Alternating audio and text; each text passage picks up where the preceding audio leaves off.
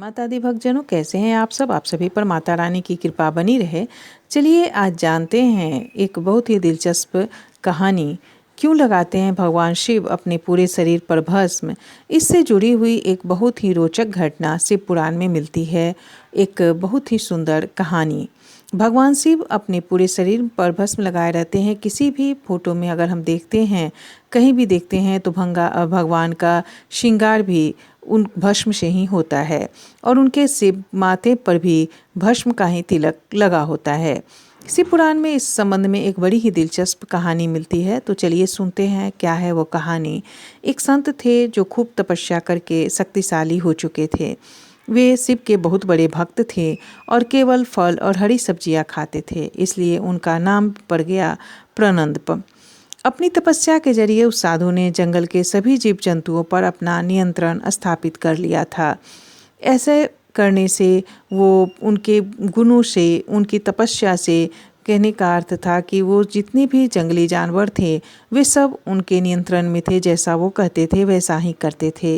एक बार वे अपनी कुटिया की मरम्मत के लिए लकड़ी काट रहे थे, तभी उनकी उंगली कट गई और साधु ने देखा कि उनकी उंगली से खून बहने की बजाय पौधे का रस निकल रहा है। और पौधे का रस निकलने के कारण साधु को लगा कि वह इतना ज़्यादा पवित्र हो गया है कि उसके शरीर से खून नहीं बल्कि पौधों का रस भर चुका है और अब उस के शरीर से खून की जगह पौधे का रस निकल रहा है। और उसे इस बात की बहुत ज़्यादा खुशी तो हुई ही, लेकिन साथ ही घमंड भी भर गया। अब साधु खुद को दुनिया का सबसे पवित्र शख्स मानने लगा, पवित्र आदमी मानने लगा। और जब भगवान शिव ने ये देखा तो उनको ये चीज़ बर्दाश्त नहीं हुई, क्योंकि भक्त का घमंड या भक्त को गलत रास्ते पर देखकर भगवान सदैव अपने भक्त के घमंड को दूर करते हैं और उनका मार्गदर्शन करते हैं।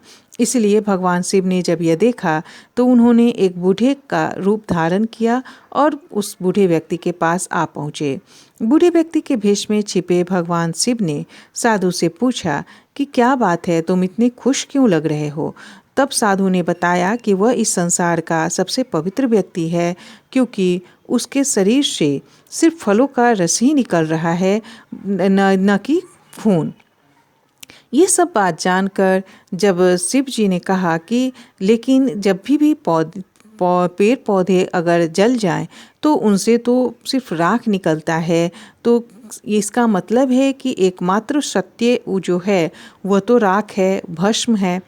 तब बूढ़े व्यक्ति का रूप धारण करे शिव जी ने अपनी उंगली को काट कर दिखाई, जिसमें से ना तो खून निकला और ना ही फलों का रस, बल्कि उसमें से निकला था राख। साधु को यह एहसास हो गया कि उनके सामने कोई साधारण व्यक्ति नहीं है, कोई विशेष व्यक्ति है। और जब उसने उनसे प्रार्थना की कि कृपया कर आप अपने सच्चे स्वरूप में आए, तो भगवान उनके सच्चे स्वरूप में आकर के उनको दर्शन दिया और उस साधु ने अपनी अज्ञानता के लिए भगवान से क्षमा मांगी। और ऐसा कहा जाता है कि तब से ही भगवान शिव अपने शरीर पर भस्म लगाने लगे, ताकि उनके भक्त इस बात को हमेशा याद रखें कि शारीरिक सौंदर्य का अहंकार नहीं करें और जो अंतिम सत्य है उसको सदैव याद रखें। और अंतिम सत्य यही है कि किसी भी चीज़ के नष्ट होने के बाद कुछ नहीं बचता, सिर्फ भस्म बचता है, सिर्फ राख ही बचती है।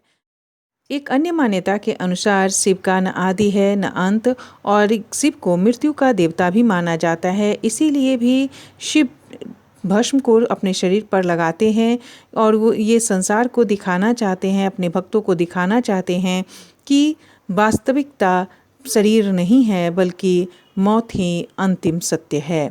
एक अन्य मान्यता के अनुसार भी भगवान शिव और उनकी पत्नी सती के बारे में हम सभी जानते हैं। जब माता सती ने खुद को अग्नि को समर्पित कर दिया और उनकी मृत्यु की खबर जब भगवान शिव को मिली, तो वे गुस्से में अपना मानसिक संतुलन खो बैठे थे। वे अपने पत्नी के मृत शव को लेकर इधर उधर घूमने लगे, कभी आकाश में तो कभी धरती पर। जब श्रीहरि ने शिव जी के इस दुखद एवं पागलपन रवैये को देखा तो उन्होंने जल्द से जल्द कोई हल निकालने की कोशिश की।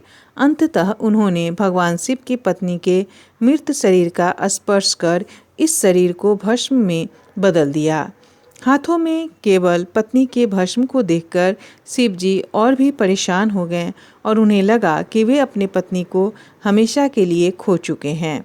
अपनी पत्नी से जुदाई का दर्द शिव जी बर्दाश्त नहीं कर पा रहे थे, लेकिन उनके हाथ में उस समय भस्म के अलावा कुछ भी नहीं था। इसीलिए उन्होंने उस भस्म को अपनी पत्नी की आखिरी निशानी मानते हुए अपने तन पर लगा लिया, ताकि सती भस्म के कणों के जरिए हमेशा उनके साथ ही रहे।